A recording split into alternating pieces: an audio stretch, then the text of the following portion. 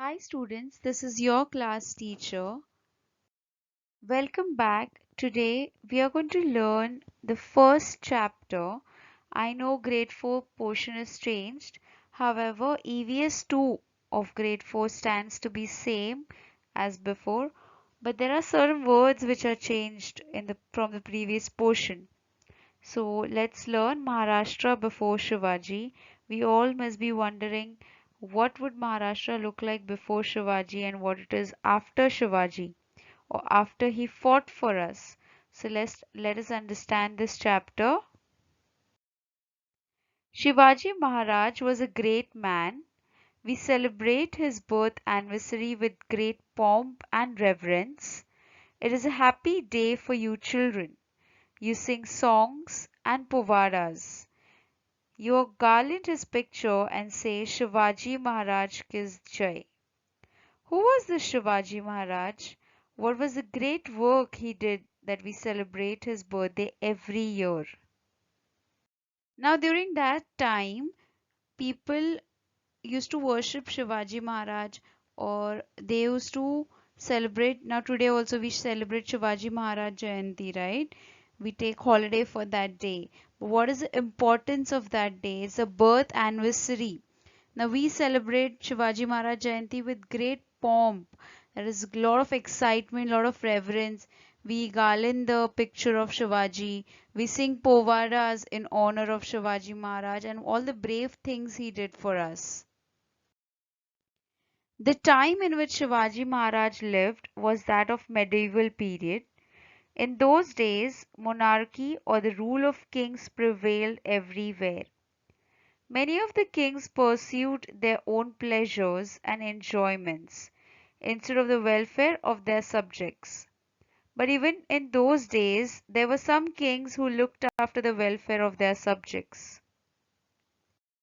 So that time, kings were having all the power. There were no government.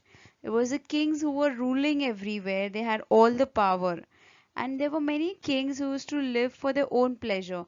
Means they used to enjoy, they used to stay for their own relaxation, or they had their own enjoyment. And these kings prevailed everywhere. Means prevailed means they were there everywhere. And they had their own pleasures and enjoyments instead of thinking of their subjects. Subjects means the people who are there. Instead of thinking of them, they used to enjoy. But opposite to them, there were certain kings who even look for their subjects. So there were certain kings who used to not look for their people, and there were certain kings who used to look for their people. Shivaji Maharaj established Swaraj in Maharashtra. Swaraj means self-government, our own rule. For about 400 years before Shivaji Maharaj, Maharashtra was not free. A large portion of it was under the rule of Nizamshah of Ahilyanagar and the Adilshah of Bijapur. These two sultans had divided Maharashtra among themselves. They were not liberal in their outlook. They oppressed the people over whom they ruled. They were also sworn enemies of each other. So now there were two people who were ruling, okay? First, Shivaji Maharaj thought of establishing Swaraj. What is the meaning of Swaraj? Means self-rule, matlab khud ka rule, rule, your own government. You can do whatever you want. By following certain rules, you can do whatever you want. You can earn money. There'll be equality. Now, Shivaji Maharaj knew that before Shivaji Maharaj was born, Maharashtra was not free, it was always ruled. Now it was ruled about whom? If you see here, the large portion was ruled by Nizamshah of Ahilyanagar and the other large was ruled by Adilshah of Bijapur. And these both were also enemies of each other. And they always used to oppress people. Oppress means whoever was there below them, they used to not treat them properly. The poor people, equal rights were not given to everyone and people could not celebrate festival. They constantly fought against each other with the result that people suffered and were harassed. The people could not get enough to eat, nor they could celebrate their festivals or worship their gods openly and freely. They were not sure of safety in their own homes. There was injustice everywhere. In Maharashtra, there were many Watandars like Deshmukhs and Deshpandes who owned Jagirs. They loved only their Jagirs and not their country. The constant fighting among them brought great misery to the people. There was misrule everywhere. People were tired of this oppression and were very unhappy. So there were constant fights everywhere. People were fighting. There was misrule. There was no proper ruling. People suffered a lot. They could not celebrate festival. They could not worship God also. Like now you're going to worship your particular God. But earlier they were not allowed for that. Now there were Watandars and Jagirdars. Now these two Watandars like Deshmukh and Deshpandes were Jagirdars. Now they were there, but they cared only about their wealth and power. Means only their money and they wanted power. That's it. They did not want anything else. They only cared about themselves and not the country.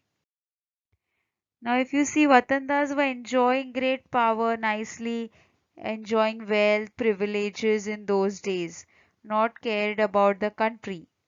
And there were people who were poor, they were very much under oppression, very much unhappy. People had to pay heavy tax, injustice was there everywhere. People were not safe. Even in their own homes, they were not safe.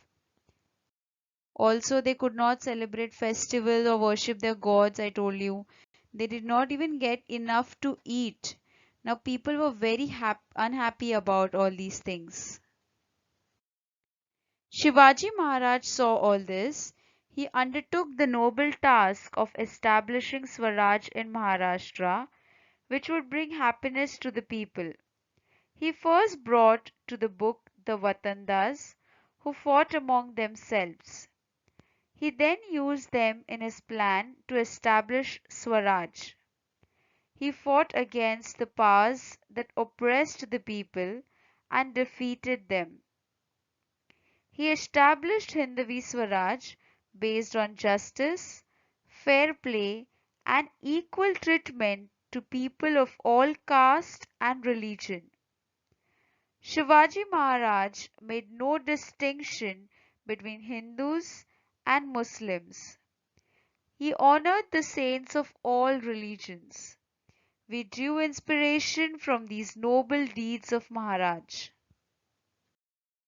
So Shivaji Maharaj wanted to establish Swaraj because he saw that people are suffering, and then he thought that if people are suffering so much, people should have their own rights. This is very much wrong. So he thought that he will establish Swaraj. He brought the Vatandas. You know the Vatandas I told you, they were enjoying nicely. Yeah, they were fighting amongst themselves, they were enjoying. So he brought the Vatandas and then he used them to in his plan. He used them to establish Swaraj.